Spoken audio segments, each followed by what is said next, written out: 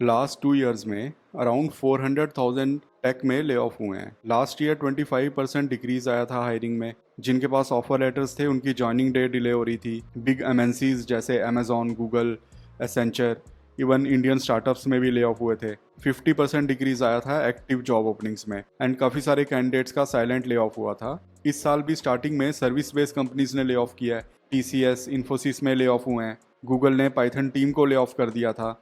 Recently Intuit ने lay off किया है। अमेरिकन इकोनॉमिस्ट हैरी डेंट ने प्रिडिक्ट किया है कि नियर फ्यूचर में काफ़ी बड़ा क्रैश आने वाला है।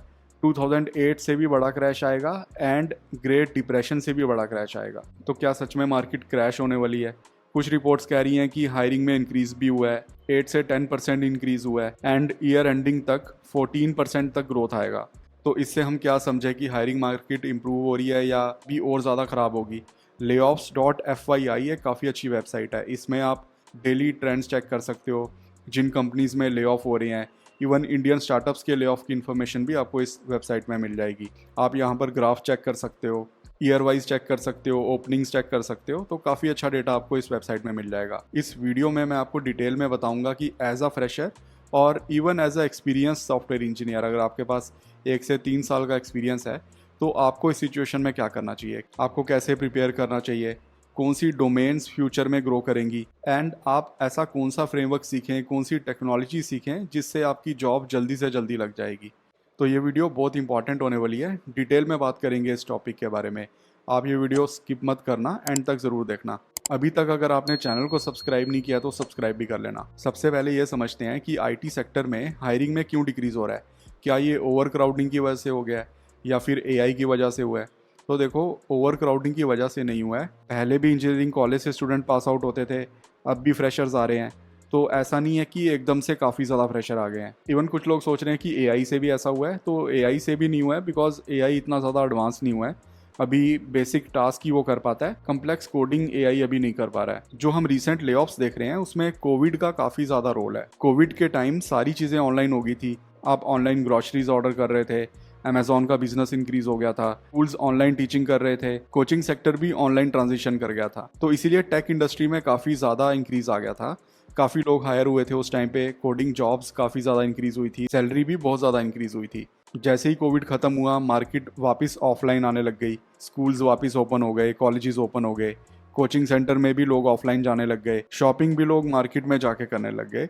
इसलिए जो ऑनलाइन बिजनेस डेवलप हुए थे उनमें स्लो डाउन आ गया। उन्होंने ओवर हायरिंग कर ली थी, बट अब इतना ज़्यादा रेवेन्यू आ नहीं रहा था, प्रोजेक्ट्स इतने ज़्यादा ग्रो नहीं हो रहे थे, तो इसलिए उनको ले ऑफ करना पड़ा। और ये चीज़ एक साइकिल में चलती है। जब एक कंपनी ले ऑफ करती है तो फिर बाकी कंपनीज ले ऑफ करने लग जाती हैं, मार्केट अनसर्टन बन जाती है। मोस्ट ऑफ द ले ऑफ्स लास्ट ईयर हुए थे, इस साल बहुत ज़्यादा ले ऑफ्स नहीं हुए हैं। अब हायरिंग सेक्टर स्टेबलाइज हो रही है। स्टूडेंट्स का ये भी डाउट रहता है कि फ्रेशर्स के लिए सेफ है या एक्सपीरियंस लोगों के लिए सेफ है। तो ऐसा कुछ नहीं है। जब ले ऑफ होता है तो कंपनीज एक्सपीरियंस्ड इंजीनियर्स को भी ले ऑफ कर सकती है, फ्रेशर्स को भी ले ऑफ कर सकती है। जिनके पास काफ़ी ज़्यादा एक्सपीरियंस है उनकी सैलरी बहुत ज़्यादा होती है, इसीलिए उनको भी ले ऑफ होने का डर रहता है। जो फ्रेशर्स होते हैं वो अच्छे से अभी काम नहीं कर पाते, तो कंपनीज इसलिए उनको भी हायर नहीं करना चाहती। तो जिनके पास 3 ईयर से 6 ईयर का एक्सपीरियंस है वो मेरे ओपिनियन में सेफर साइड पे रहते हैं।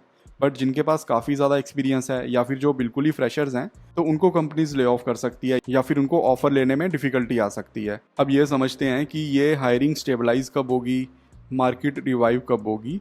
कुछ रिपोर्ट्स कह रही हैं कि इस साल के एंड तक हायरिंग में ग्रोथ आएगा, बट कुछ इकोनॉमिस्ट कह रहे हैं कि अभी काफ़ी बड़ा क्रैश आएगा। तो दोनों साइड के व्यू पॉइंट्स हैं, इसीलिए प्रिडिक्ट करना बहुत ज़्यादा डिफिकल्ट है कि मार्केट अच्छी हो जाएगी या फिर मार्केट बिल्कुल ही ख़राब हो जाएगी। मेरे एक्सपीरियंस में जो मैं अभी देख रहा हूँ, मार्केट अभी स्टेबलाइज हो गई है, इतना ज़्यादा ले ऑफ नहीं हो रहा है एंड इवन अब कंपनीज हायर भी कर रही हैं। तो मुझे लग रहा है कि मार्केट अभी इंप्रूव करेगी। आने वाले टाइम में हायरिंग्स फिर से स्टेबलाइज हो जाएंगी, बट इतनी ज़्यादा हायरिंग नहीं होंगी जितना कोविड के टाइम में हो रही थी। हायरिंग कम रहेंगी बट स्टेबिलिटी रहेगी मार्केट में। अब ये समझते हैं कि आपको कौन सी डोमेन चूज करनी चाहिए, फ्यूचर में आपके लिए कौन सी डोमेन अच्छी रहेगी, किसमें जॉब सिक्योरिटी ज़्यादा रहेगी। तो देखो, ऐसा कोई भी डोमेन नहीं होता जिसमें जॉब सिक्योरिटी अच्छी होती है। जब कंपनी को ले ऑफ करना होता है तो वो किसी भी फील्ड में ले ऑफ कर सकते हैं। तो जैसे मैंने आपको पहले बताया था कि गूगल ने पाइथन टीम को फायर कर दिया था। डिपेंड करता है आपके प्रोजेक्ट का कितना रेवेन्यू है, कितना ग्रो कर रहा है, मार्केट उस प्रोडक्ट को कितना एक्सेप्ट कर रही है, उसके बेसिस पे कंपनी डिसाइड करती है कि टीम को ग्रो करना है या रिड्यूस करना है। आपको कोर डोमेन चूज करना चाहिए मेरे ओपिनियन में। जैसे आप फुल स्टैक डेवलपमेंट चूज कर सकते हैं, web development, back and development, mobile development, ये सारे अच्छे डोमेन हैं। Even data science, data analysis, AI, machine learning का स्टैक आप सीख सकते हैं, डिप्लॉयमेंट स्टैक आप सीख सकते हैं। तो जो कोर कोडिंग स्टैक्स हैं वो आप सीख सकते हैं, उनमें फ्यूचर में भी डिमांड अच्छी रहेगी। सबसे इंपॉर्टेंट पॉइंट ये है कि आपको क्या करना चाहिए इस सिचुएशन में, आप कैसे प्रिपेयर करें, कैसे अप्लाई करें जिससे आपकी जल्दी से जल्दी जॉब लग जाए। सबसे पहले आप जो भी कोडिंग स्टैक सीख रहे हैं उसको आप कंटिन्यू करें। आपने जो भी कोर्स परचेज किया है आप उसे कंटिन्यू करें, ज़्यादा आप स्विच ना करें। मतलब जैसे आप फुल स्टैक डेवलपमेंट सीख रहे हैं, अब आपके फ्रेंड ने बताया कि मोबाइल डेवलपमेंट में ज़्यादा स्कोप है तो फिर आपने मोबाइल डेवलपमेंट में स्विच कर दिया। फिर किसी ने बताया कि डेटा एनालिसिस में ज़्यादा स्कोप है तो उसके बाद आपने डेटा एनालिसिस में स्विच कर दिया। तो आपको ऐसा नहीं करना है। जो टेक स्टैक आप सीख रहे हैं उसको आप कंटिन्यू करें, अपने कोर्स को कंप्लीट करें। उसके बाद आप उसी डोमेन में अपनी नॉलेज को इंक्रीज़ करें। जैसे आप मन स्टैक सीख रहे हैं तो मन के बाद आप नेक्स्ट.js सीख सकते हैं, डिप्लॉयमेंट्स के बारे में सीख सकते हैं, डिज़ाइन पैटर्न सीख सकते हैं, गिट के बारे में समझ सकते हैं। तो उसी डोमेन में आपने ज़्यादा से ज़्यादा फ्रेमवर्क, ज़्यादा से ज़्यादा टूल्स को सीखना है जो कंपनीज यूज़ करती हैं। उसके बाद जैसे मैंने पहले भी बताया है कि आपको डीएसए में प्रैक्टिस करते रहना है, डीएसए के क्वेश्चन सॉल्व करने हैं, कंसेप्ट्स को समझना है, टाइम कॉम्प्लेक्सिटी के बारे में आपको पता होना चाहिए। तो डीएसए को तो आपने रेगुलरली प्रैक्टिस करना है, ये बहुत ज़्यादा इंपॉर्टेंट है। आपने अपने टेक स्टैक पे सैम्पल प्रोजेक्ट्स बनाने हैं। उसके बाद आपके पास एक अच्छा रिज्यूम होना चाहिए जिसमें आप लेटेस्ट टेम्पलेट का यूज़ कर रहे हो। अपने सैम्पल प्रोजेक्ट्स को आपने मेंशन करना है, अपने स्किल्स को, टेक्नोलॉजीज़, फ्रेमवर्क्स को मेंशन करना है एंड आपको अप्लाई करते रहना है।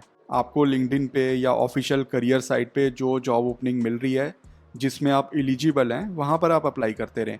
स्टूडेंट्स ये मिस्टेक भी करते हैं कि वो अप्लाई नहीं करते हैं, वो सोचते हैं कि अभी उन्हें प्रिपेयर करना है, वो अच्छे से इंटरव्यू नहीं दे पाएंगे तो इसीलिए वो अप्लाई नहीं करते। तो ये मिस्टेक आपने नहीं करनी है, क्योंकि जब आप अप्लाई करते हैं तो इंटरव्यू होने में भी टाइम लगता है, इसलिए आपको टाइम मिल जाएगा प्रिपेयर करने का। आप अप्लाई करते रहो जिसमें भी आप एलिजिबल हो।